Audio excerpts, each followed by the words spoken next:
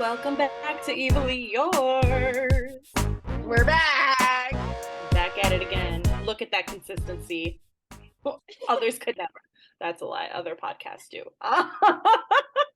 Yeah, we're not going to talk about how we had to postpone the actual recording day or anything, but consistent. Long story short, it was just a rough day for both of us in two very different fields, yet here we are. And we come together to discuss vocabulary. How dare you say discuss? We're here to explain and complain. Explain and complain.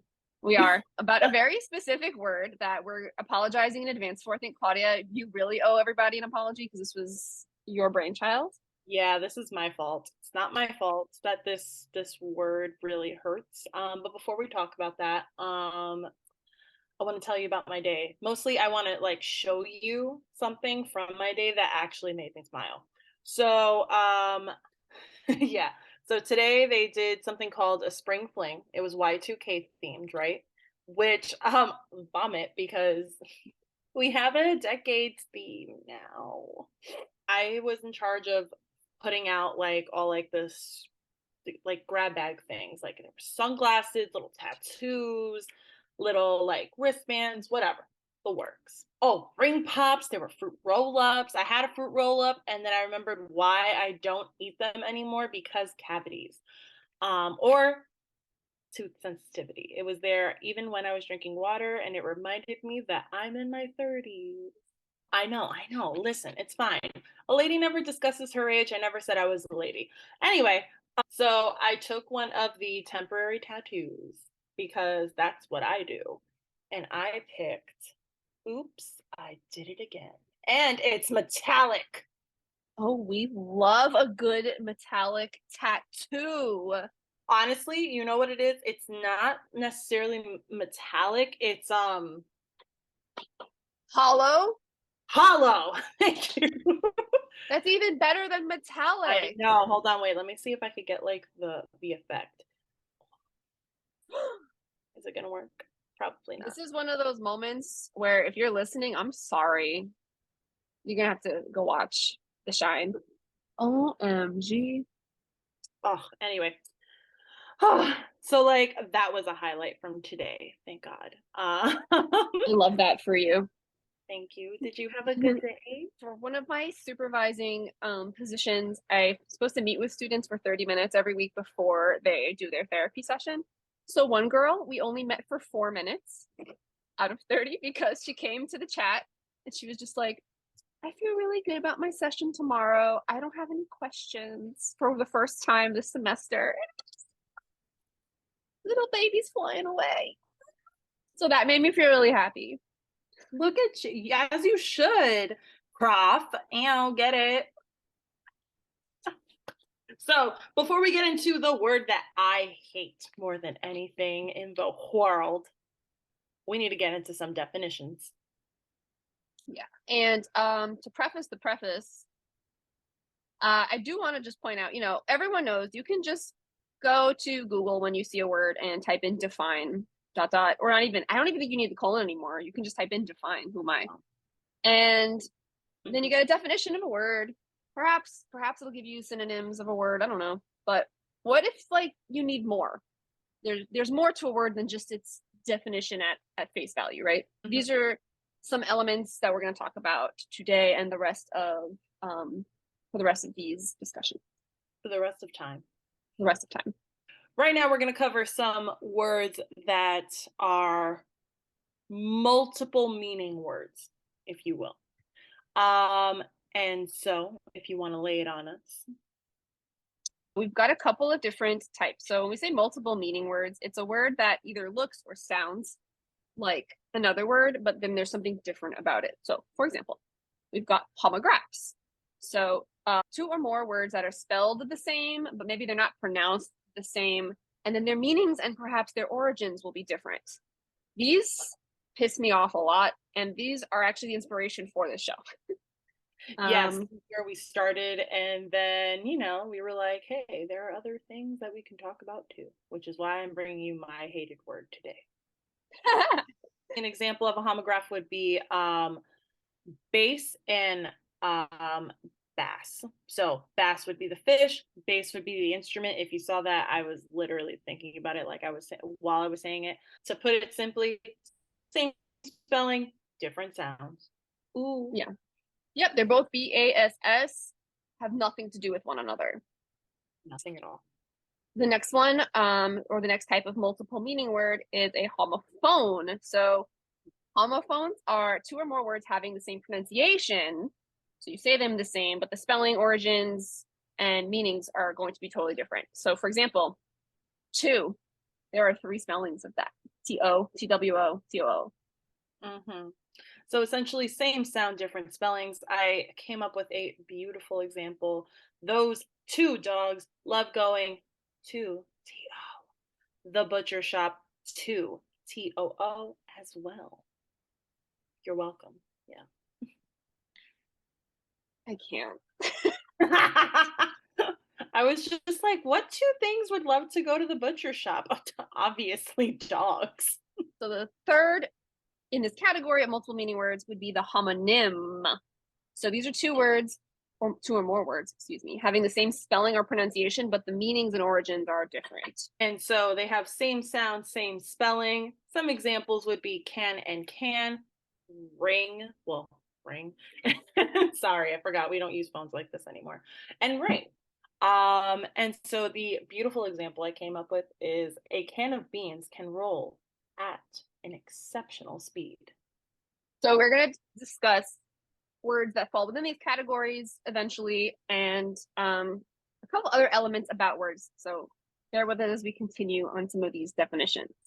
I think knowing these things is cool because it helps you spice up your writing or even the way you speak, or it helps you understand puns or things in and out of context, right? It can make something you say funnier or more depth, like more deeper. Why did that take me so long to get to? Deeper. Like if you are a student listening to this will help you with all of the tests you have to take. And it'll help you have an in with your teachers. Just saying. Most Oh, teachers do enjoy a solid pun. and then they write it down in their little notepad and steal it for the next semester. Claudia. No, that's not what I did. I, at one point, had students write them on Post-it notes and give it to me at the end of class. And so it would help cheer me up because I would just pull them out of a thing. And some of them were really good, honestly. You see why we like teaching others, right? There's just so much you can learn from someone and share with someone, and then just bond through communication. That's true. So the next term I want to define is paramount to what we're talking about. This is the most important thing. All of these words are comprised of speech sounds. Speech sounds will differ from language to language, right? So English has its own set of speech sounds, Spanish has its own set of speech sounds, so on and so forth.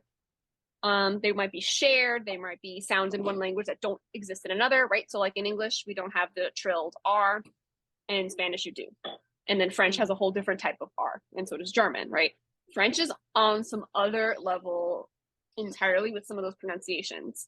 This is related to the study of phonology. So once again, phone, like sound. Oh yeah, kids hold the whole hand up to the ear now for phone because we have smartphones. Phonology is the study or the classification of speech sounds. This is not letters or related strictly to spelling necessarily. This is about the sounds that your mouth can make. So this might come up here and there, especially as we talk about Claudia's word of the day.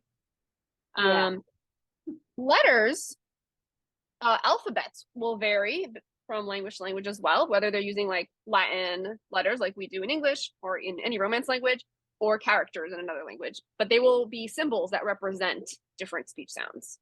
And those, like I said, will vary from culture to culture, language to language, dialect to dialect. So the way something is spelled in English might violate what we thought were the rules of English pronunciation, speech sounds, right? And there are a lot of reasons for that. All the time. English language learners, y'all are the real MVPs learning English, especially usually coming from languages that just make sense. So English is unique because, you know, as the lingua franca or the common tongue across the world right now in all industries, it is essentially a mishmash of different borrowed words, assimilated words, brutalized words, words that are derived from Latin directly, from Greek directly, we're taking them out of French. So now all of a sudden we have to understand that the T is silent when we pronounce T at the end of words. So all of this is partly why English is upsetting, and this is why we are here to explain and complain about it. Yay. This final aspect of language, it involves something called psycholinguistics, which involves the relationships between language behaviors and various psychological processes. And so many things, specifically human sensations, are tied to words. Sometimes it can bring so many levels of disgust. And in this case, with the word that I've chosen, 100% me. Another one could be joy. Perhaps you just have like a happy affiliation with that word, or association, I should say. Or, literally any other emotion that could come up. Sometimes a particular phoneme or a group of sounds, speech sounds, group of phonemes, sometimes they will evoke a really strong sensation. And when a group of phonemes creates or evokes this strong reaction, usually you are reacting to a word, right? Because a group of phonemes is going to be a word.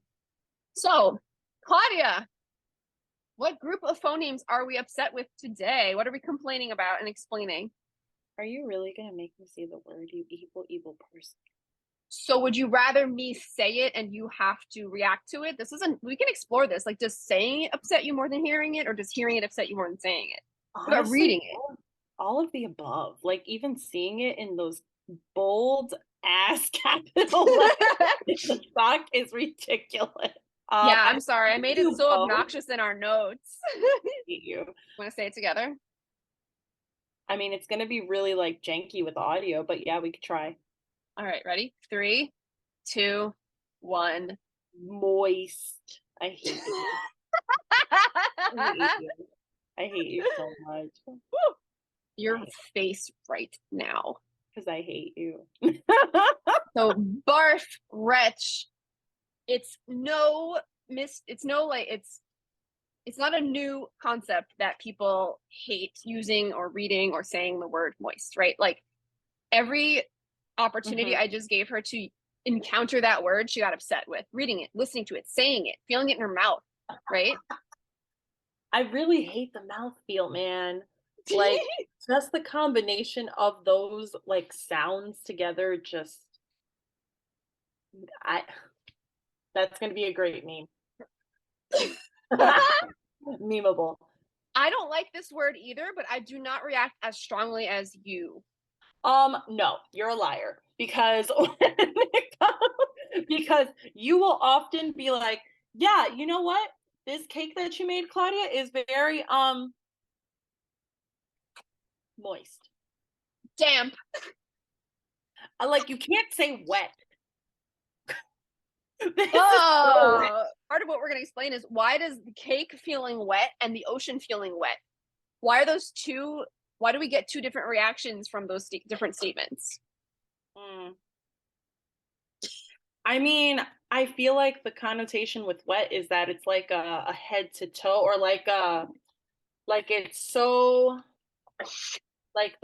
okay, the amount of liquid that is present on you requires something to dry it. Like if you say that the floor, no, hear me out, it makes sense. If I'm going into the ocean and I'm coming out, I am wet. What do I need? A towel. If the floor is wet, what do I need to clean it? A mop or paper towel, depending on how wet it is, all that. But like, again, that's the connotation of wet. You're stuck in the rain, you don't have an umbrella, guess what? You're wet. Like there's just soaking. Like there is just something that is preventing you from like being dry. Or requiring something to dry you. So a cake being wet just sounds unappetizing, right? But moist cake, it's not fully wet, right? We know what moist insinuates about the cake, but why is it upsetting? Well, lucky you, we're here to tell you why. This was my idea, and I knew how much I was going to hate this, but I do this for the people. For the people. Do It's it for for the the people. people. Do it for the people and the education. So you know how I don't know how to speak Latin, unlike Oh, somebody else in this conversation. okay. All right. So when Claudia pitched that she wanted to discuss her favorite word, I was like, yeah, this is a word that always has rubbed me the wrong way. And I personally can't associate this word with Latin because I'm a Latin gold medalist and those sounds just don't exist in Latin. And it was really upsetting to me to find this very first etymological explanation, which told me that it was from the Latin mucidus. So that is spelled Mucidus. You can immediately, if you're spelling that out, see where mucus comes from. So maybe in like church Latin, you would say mucidus, but the C was hard in Latin. Translates That to moldy. translates to moldy. So then the French, of course, they were like, oh, that's a great word, but let's change all the vowels. No, what they said was ha ha ha ha. It's okay. I already said incroyable like terribly. The French already hate us. It's fine. We won't have fans in France. Fans in France. Fans in France. Fans in France. Fans in France. Fans in France. It's okay. Anyway, moving on. So the French are exposed to Latin through the empire or whatever. And they're like, oh, this is a great word to express moldy, but we're going to change all the vowels. So we're going to say, I don't know how to say this in Old French. So the spelling is Moiste. And knowing what I know about French vowels, it makes me want to say moist. Let's see. Moist. In Old French. I don't know enough about Old French pronunciation versus current pronunciation, so there's a chance that it's the other vowel speech sound. So what I'm talking about here is I said moist for the OI instead of moist for the OI. Those are two different vowel speech sounds, right? I'm going to send you the IPA because you're better at IPA than I am. She sent me the phonetic translation using a phonetic alphabet that has a symbol representing every speech sound that exists in known human languages. It's moist, I think. Please correct me if I'm wrong. That's what it looks like to me. So it's close to moist. Another potential root word from Latin was mustum, which alternatively meant fresh. What? That's just so counter like intuitive, especially since we have musty now and it's just like, a closed off room. The literal opposite of fresh is musty. Girl, remember when we went to that estate sale? Musty. Musty. Anyway. So the theory here was that from mustius, we get moist in late Middle English. And then currently that has also brought us to must, right? Must, mustum, mustius, must. You just cut off that suffix at the end there. So then there was a note, because I wasn't satisfied with that. I don't see mustium leading me to moist, right? And I know French vowels, like I complained about already, are all over the place. I didn't like it. So I saw the note in late Middle English, the Old French moiste, based on moldy mucidus. It then told me see must superscript too. And I was like, we're going to the superscript. We're going to see must. Sure enough, what does it say? Google, see must. I saw must. And you know what I saw? Germanic.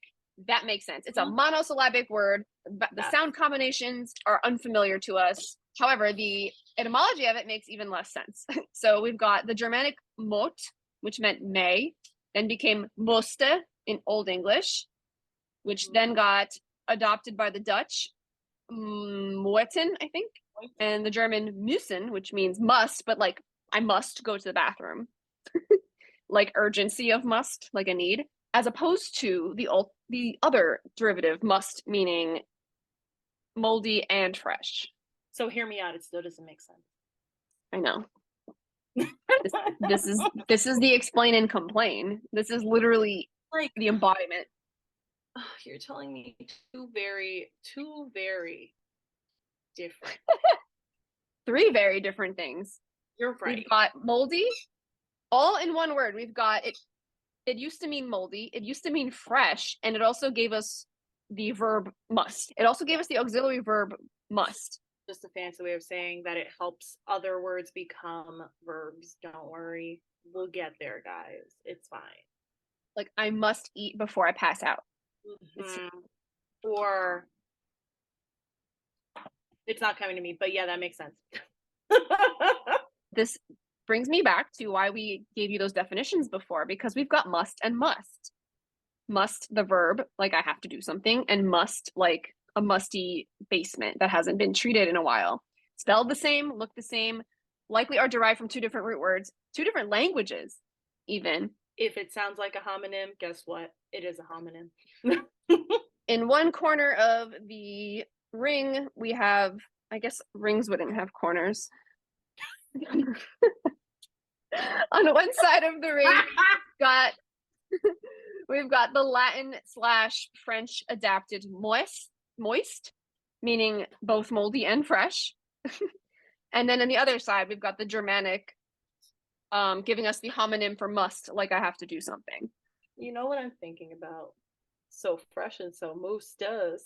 Oh, I said what I said. No.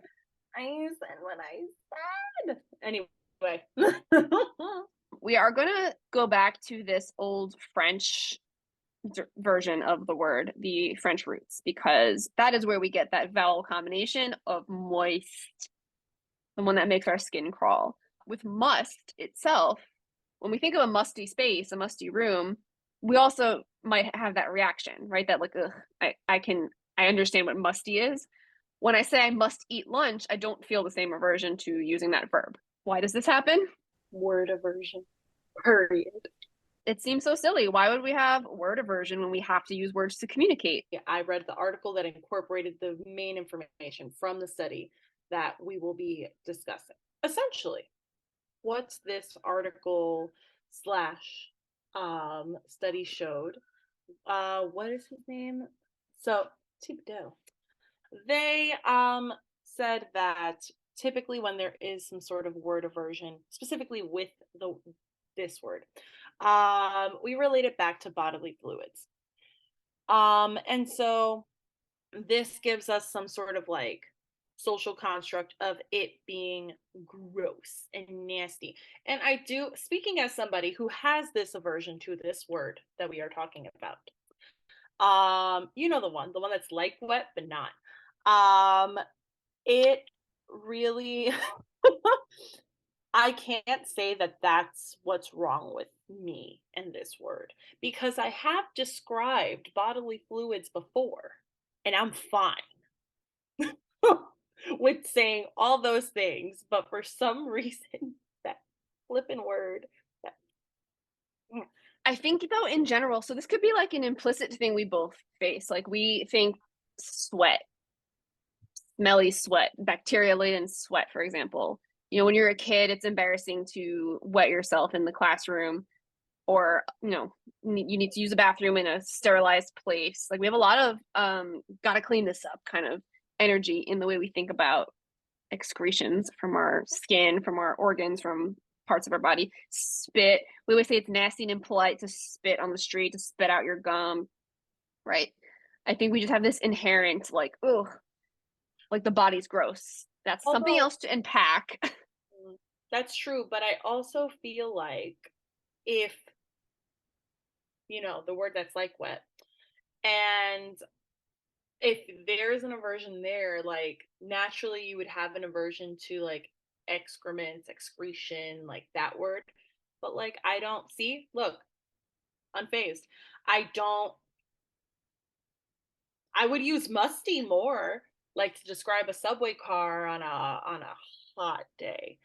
And everyone decides to wear natural deodorant on that train. That would be a musty train car. See, fine, fine. In the moment I will be gagging, but like describing it, I'd be again. So my sister as a person, she also has a very severe aversion to the word moist. She also cannot use the word fluid. She cannot use, up until recently, because her career necessitates it, she couldn't deal with like lymph drainage, but that's literally part of her job now. Weird. Really has drained my lymphs so many times. I know. But like draining fluids, she can't say that statement. She has to say draining lymph. And even so, swollen glands upset her. Bro, I'm seeing her tomorrow, guys. You should approach her and be like, my moist lymph fluids are ready for you. I'm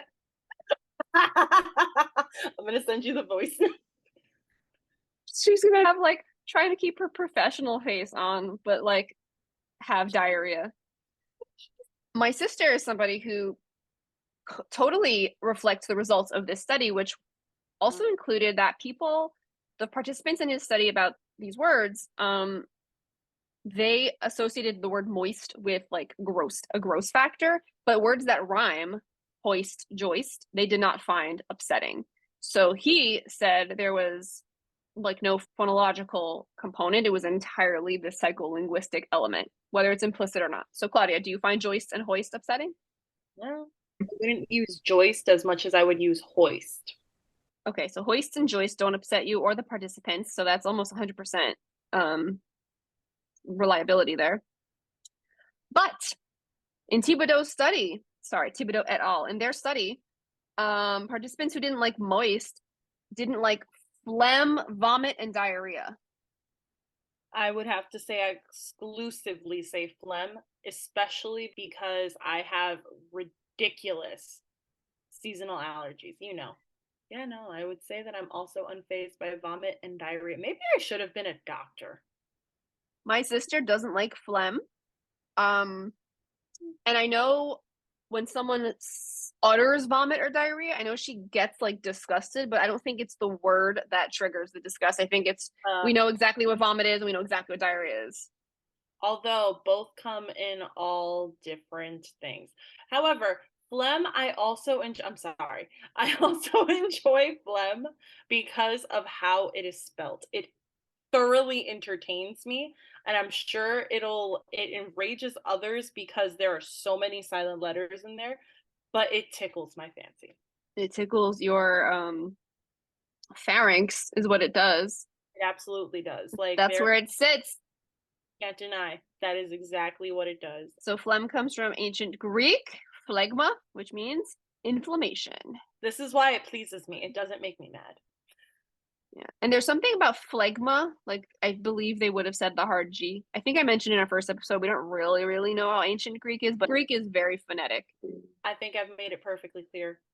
I really try hard not to use this damn word. And you're not alone in that. A lot of people will avert this word because for whatever reason in your psyche, you have this deep-seated aversion to it. Like this word upsets you in a multitude of ways, and you will search for any synonym, any circumlocutive manner to work around that word. Usually if like somebody bakes something and I'm just like I'm looking like I'm looking to not say it, I will literally just say, wow, it's really not dry at all. And then somebody else will usually be the one. And I'm like, and I don't mean that as like any disrespect. I just really don't like the word that it like if the person doesn't know me, I'll explain like I really hate using that word. But yes, I understand how condescending and rude that sounded. I didn't mean it like that. I just meant it as a way to avoid that word.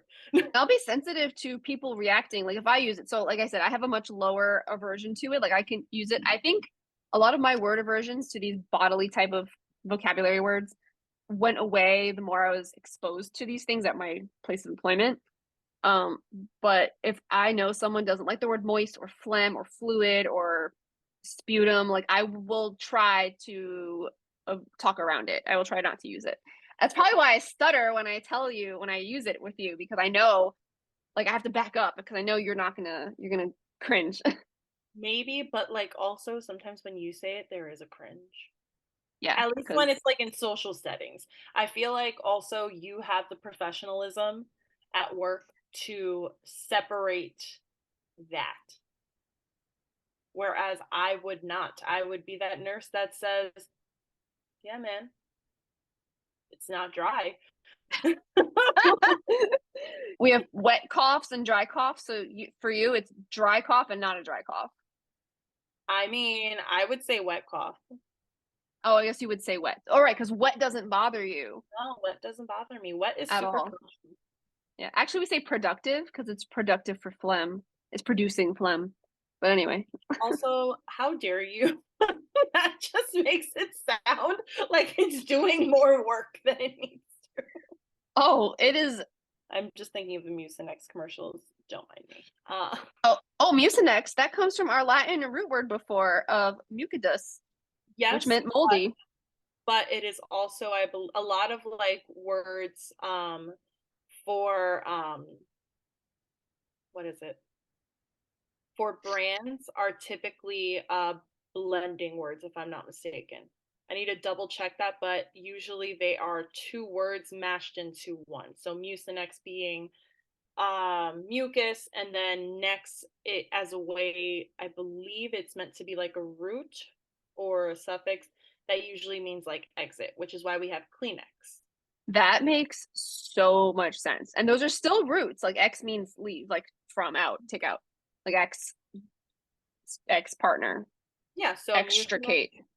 mucus out. Kleenex, I think it's meant to be like just cleaning nose or something or other. But yeah, although puffs is better in my opinion. Um, Yes, I agree. my nose is never irritated with puffs, so like my nose is in need of puffs, indeed. I must use puffs for my mucus. That didn't rhyme though, but yeah. See what we did there? Wow, that was called a full circle moment, y'all. You're welcome. Remember, circles have corners. Anyway, circles and Yeah. rings have corners. So now that joke has to stay in because now we had a callback moment. You're welcome. Man, I'm thanks. I sorry. bison or tractor, right? Same thing. Bison and tractor, am I right? Maybe one day we'll tell you that story. That's another. You want inside jokes? We got them. Anyway, back on track.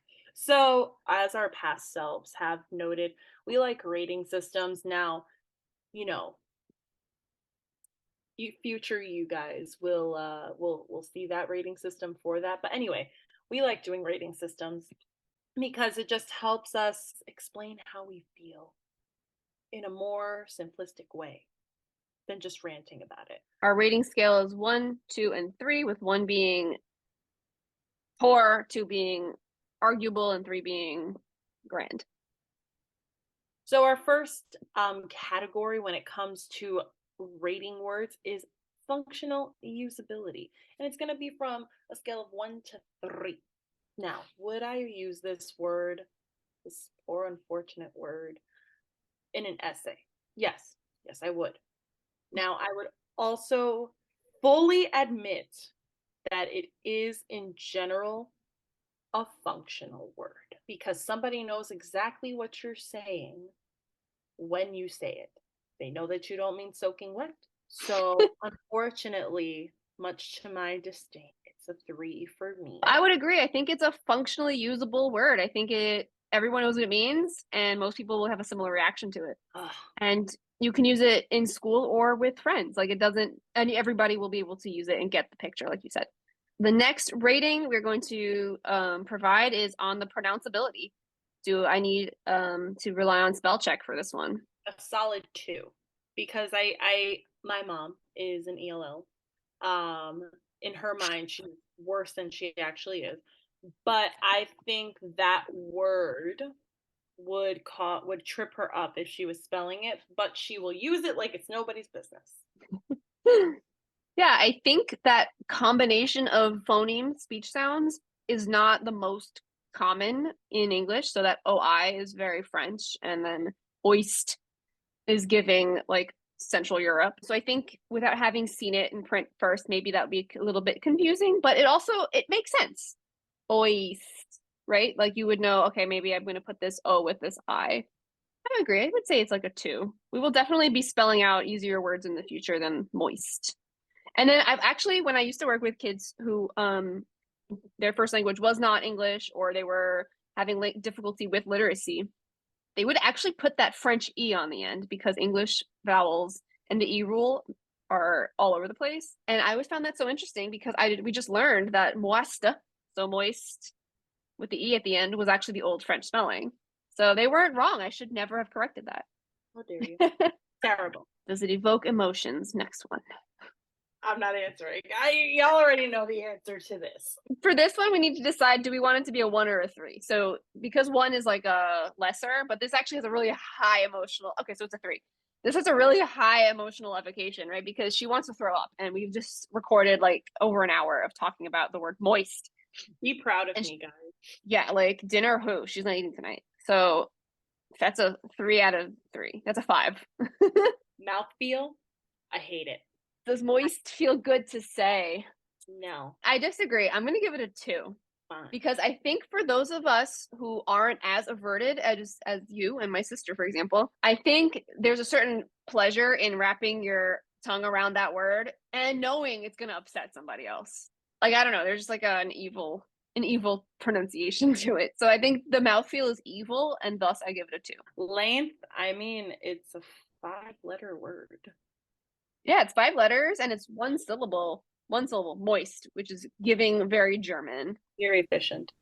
It's so efficient. You know exactly what it is, and it evokes this strong feeling in most people, right? Yeah, stop making me compliment this fucking word, bro. I don't know what we would rate the length. So it's a 1. It's just super short. So, like, if you think of like supercalifragilisticexpialidocious, that would be like a 3 for length. Yes. Okay. Yeah. See, for mouthfeel, that hit. That one hit. Semantic impact. All right. So this has to do with how specific the word is and what the connotations are associated with it. So semantic relating to word meanings. So I think this one has a very strong semantic impact because there are literally situations you would want to avoid it. And then there are situations where it's desirable and they're very particular, right? So like, for example, you might avoid it if you have this knowledge that a lot of people don't like the word. You may not make it the headline of the New York Times front page, right? You wouldn't be like, moist fungus takes over the world. Oh, that's literally 2 disgusting words in a row on the front page of the New York Times. No one's picking up that paper that day. You're going to plummet sales. Although I would want to know about the fungus, because is it going to be like The Last of Us? Also, not a spoiler. Not a spoiler. Just a fact. Not a spoiler. Or like the fungus that's running rampant in medical centers right now. Oh, you saw oh too? Yeah, I was talking about it at work a few days ago, and the girls I was working with, they were like, oh, is that what that mold is? I'm deceased. For semantic impact, I'd give this word a 3. It has a lot of very specific uses and strong connotations in either direction. I choose to not compliment this damn word. But I agree. Well, then yes, she agrees. Unfortunately. I think our last rating category, you can't compliment the word. So why don't you go ahead? Reliability to its roots? Where? Girl, where? How? You literally have given me 3 very different things for the roots, and then you do that. It's dumb. 0 out of 3. Yeah, this word, its meaning in English, in the way we use it, is more impactful psychologically than based on its roots. We have paired it implicitly for whatever reason with this feeling of disgust, and that is where it's reliable, not to its roots of meaning fresh. Excuse me, what? Must. Moldy. I thought you were gonna say it. I really thought you were gonna say it. Oh, absolutely not. When not needed. How dare you not know me? I was waiting. I was like, oh, I'm going to mute myself right now. We'll post our rating system on our Instagram, and then we'll post our ratings for this word as well. And that way you can agree or disagree. And then eventually we can agree to disagree. When you find us on our socials, tell us if you like this word, or do you just weaponize this word? Do you use this word to upset somebody in your life because you know they purposefully upset someone because you know they want to lay down and scream when you say it? You know, does your mom hate this word so much that when she bakes a cake, you can't tell her the cake is so nice and moist, right? Like, how does this word impact your life? And are there other words like it that you'd like us to dissect and explain and complain about? Let us know on Insta. Let us know in the Take it away, Ern. fuck this word.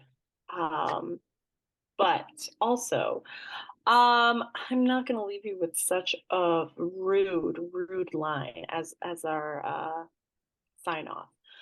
But thank you for stopping by. Thank you for relishing in my torture. Um, including my co-host as well as all of the world that will be listening and watching this. Again, I would highly recommend that you watch this video just purely to see my face throughout this episode. But please remember that we are trying our best to release on Fridays. So stick around on Fridays to listen to the next installment of torturing each other with words that we hate, but also, and most importantly, complaining and explaining words that we hate. Or just words that are bizarre or words that you hate. So find us at evilly.yours.english on Instagram, on TikTok, and if you're on YouTube, obviously you can leave us a comment below. But you could also rate us 5 out of 5 on Spotify. Just saying. Yeah, if this really jingled your flamingo, please rate us 5 out of 5 on Spotify, and we will keep it coming. Mm-hmm. And if you want us to release our pod notes via a Google Doc, let us know that there is interest. Until next time, y'all, our linguistic nerds. Stay tuned. In the next week or so, we'll be releasing our first book club podcast where we will be discussing a novel called Neon Gods. So stick around, and maybe we'll drop some hints about what we're gonna talk about on our Insta. So we will see you there. Bye, y'all. Bye.